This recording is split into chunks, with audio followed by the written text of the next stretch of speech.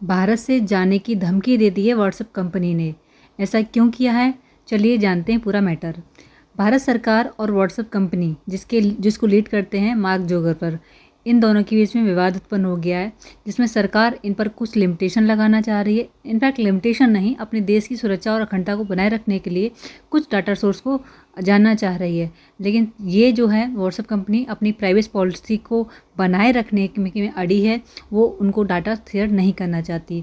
हालांकि भारत सरकार कहती है कि आईटी रूल 2021 के तहत हमने ये सोशल मीडिया पर ये नियम लागू किए हैं कि हम कोई भी अगर आपसे डाटा मांगेंगे तो आप उसको देंगे, क्योंकि हम किसी के प्राइवेट डाटा नहीं, हम देश की एकता और अखंडता और जो किसी व्यक्ति के लिए हार्मलेस है उन डाटा को हम जांच कर सकते हैं।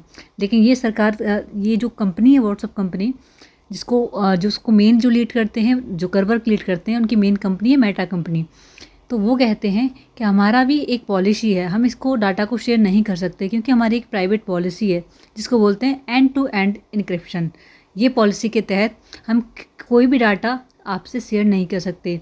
इस पॉलिसी के तहत सिर्फ 2 लोगों को हम डाटा बता सकते हैं, जो मैसेज को सेंड करता है और जिसके पास मैसेज जाता है, जिन दोनों को अपना मैसेज पता होता है। तो हम उन दोनों के अलावा किसी तीसरे व्यक्ति से कोई भी मैसेज शेयर नहीं कर सकते या कोई भी डाटा हम नहीं दे सकते, चाहे वो देश की एकता या अखंडता के खिलाफ क्यों ना हो। क्योंकि अगर हम ऐसा करते हैं, अपने end to end encryption policy को तोड़ते हैं, तो फिर हमारी जो ऐप है व्हाट्सएप है उस पर ट्रस्ट खत्म हो जाएगा यूज़र्स का। हालांकि सबसे ज़्यादा यूज़र्स जो व्हाट्सएप कंपनी के हैं वो भारत में है, इंडिया में है। अगर ये देश कर छोड़कर जाती है तो सबसे ज़्यादा लॉस भी व्हाट्सएप कंपनी को होगा। लेकिन फ़िलहाल इसने धमकी दे दी है सरकार को। अब देखिए कि सरकार से ज़्यादा बड़ी कंपनी के हित हो गए। कंपनी के सामने सरकार की वैल्यू छोटी हो गई। इसी को बोलते हैं न्यू कॉलोनिज्म, जो नव उपनिवेशवाद है। आज जो नव उपनिवेश, पहले उपनिवेश डायरेक्ट जाकर कंपनी रूल करती थी, अब इनडायरेक्टली रूल कर रही है यूजर्स पर। तो मतलब सरकार कंट्रोल करना चाह रही है, वो कंट्रोल नहीं हो रही और धमकी दे रही है कि अगर आप हमसे ज़्यादा पूछताछ करेंगे, ज़्यादा हम पर लिमिटेशन लगाएंगे, ज़्यादा हम पर प्रेशर डालेंगे अपने रूल को चेंज करने का, प्राइवेसी पॉलिसी को लीक करने का, तो हम देश छोड़कर चले जाएंगे। और लोगों को ये मैसेज दे रही है कि देखो आपके प्राइवेट पॉलिसी, आपकी राइट टू प्राइवेट अधिकार का हनन हो रहा है। अरे भाई, सरकार को कोई इंटरेस्ट नहीं कि कौन किससे क्या संबंध है, कौन किससे क्या प्यार वाली बातें कर रहा है, कौन किससे क्या झगड़ा कर रहा है। सरकार को संबंध है अपनी देश की एकता और अखंडता सुरक्षा के लिए, तो वहाँ वो हस्तक्षेप कर सकती है। क्योंकि अगर देश पर बात आएगी तो सरकार नहीं संभालेगी तो कौन संभालेगा। इसलिए तो दिल्ली हाई कोर्ट ने भी ये बोला है कि बात दोनों की सही है, लेकिन इसका कोई मध्यस्थ मार्ग निकालिए। और दिल्ली हाई कोर्ट ने चेतावनी दी है कि यूजर्स भी कुछ चीज़ें अच्छे से जांच पड़ताल करके ही दूसरे मैसेज को सेंड करें। जैसे मैसेज को क्या है, एक ने भेजा मैसेज, उसने 4 लोगों को और भेज दिया, उसने फिर 8 को, फिर ऐसे करके ये मैसेज आग की तरह फैल जाते हैं। बिना जांचे, उसकी सत्यता की जांच किए बिना ये मैसेज आग की तरह फैल जाते हैं।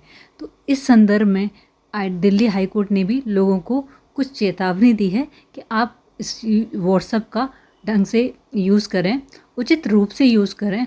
इसको अफवाह फैलाने की बजाय उसकी सत्यता की जांच कर ही दूसरे को सेंड करें। अब बात आती है सरकार और व्हाट्सएप कंपनी के बीच में। हालांकि इसने ये धमकी तो दे दी है, सरकार चाह रही है कि आईटी रूल 2021 के तहत मैसेज का प्रथम सेंडर का पता लगाकर हमें दे दीजिए, क्योंकि हम अगर पता लगाएंगे तो हमें बहुत टाइम टेकिंग लग जाएगा। क्योंकि जो अफवाह पूरे वर्ल्ड में, पूरे उसमें फैल चुकी है सोशल मीडिया पर, हम उसको 1 बाय 1 करके जाएंगे, हमें बहुत टाइम टेकिंग प्रोसेस लग जाएगी।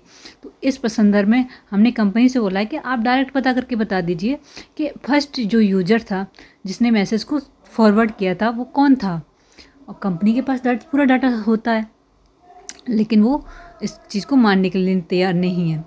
दिल्ली हाई कोर्ट में जो व्हाट्सएप की तरह से दलील दी गई है, वो ये कहा गया है कि आप बताइए, अगर हम इस चीज़ को मान लेते हैं तो हम इतना डाटा कैसे स्टोर रखेंगे। क्योंकि अगर सरकार कहे कि 1 साल पहले का डाटा हमें इस व्यक्ति का दीजिए, तो हम 1 साल पहले का डाटा, हमें तो सारा डाटा स्टोर करना पड़ेगा फिर उसकी वजह से, और इतना स्टोर हम कैसे रख पाएंगे। अरे भाई, अगर हम मोबाइल में कोई भी 1 साल की फ़ोटो और वीडियो डालते हैं तो मोबाइल पर निकल आते हैं, तो फिर डाटा क्यों नहीं निकल। इसका मतलब आपके पास कहीं ना कहीं डाटा का स्टोर तो बना हुआ है, तो फिर ये बहाना क्यों।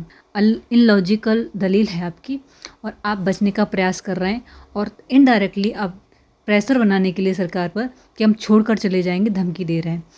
तो ये चीज़ अब हाई कोर्ट में चल रही है। अब छोड़ के जाएगी या नहीं जाएगी ये तो समय बताएगा, लेकिन आप लोग भी व्हाट्सएप को अच्छे से यूज़ करिए, जिसके लिए इस न्यूज़ को ज़रूर पढ़ लें ध्यान से, जिससे व्हाट्सएप पर झूठी खबरें फैलाने से बचें और अफवाहों से बचें।